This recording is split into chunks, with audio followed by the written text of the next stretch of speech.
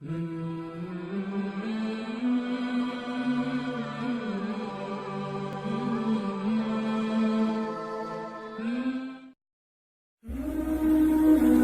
के बड़े जानवर के जो 7 हिस्से होते हैं,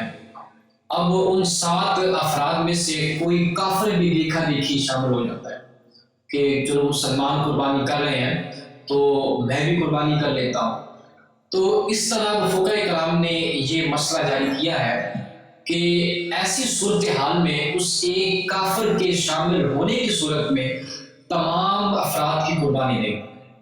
वो बड़ा जानवर है, उसमें हिस्सा डाला है, तो एक नजस के आने की वजह से, क्योंकि कुफार है ही नजस, कुरान पाक में अल्लाह ने वाज़ेह इरशाद फरमाया है, तो उस फरमान को मद्देनजर रखते हुए और काफिर नजस हैं, तो अगर काफिर कुर्बानी में हिस्सा डालते हैं तो उनके हिस्सा डालने की वजह से किसी की भी कुर्बानी नहीं होगी, क्योंकि उनका जो ज़हन होता है वो तक़र्रुब इल्लल्लाह नहीं होता, अल्लाह के यहाँ सवाब हासिल करना नहीं होता, बल्कि महज गोश्त हासिल करना होता है। तो इस नीयत को पेश नज़र रखते हुए उनकी कुर्बानी नहीं होगी। वैसे भी अगर काफिर ना भी हो, कोई आम भी शख्स हो और वो ये नीयत रखता हो कि मैं महज ये गोश्त हासिल करूँगा और तक़र्रुब इल्लल्लाह उसका ज़हन ना हो, तो इस सूरत में भी किसी की कुर्बानी नहीं होगी। तो तक़र्रुब इल्लल्लाह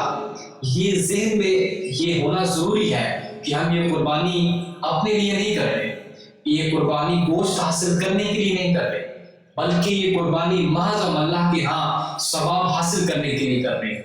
तो जब ये हमारी नीयत होगी, जब ऐसी नीयतें हम रखेंगे अपने अमाल में, तो इंशाअल्लाह वो कुर्बानी मुस्तहिक होगी कि वो तक़र्रुब इल्लल्लाह तक पहुँच जाए।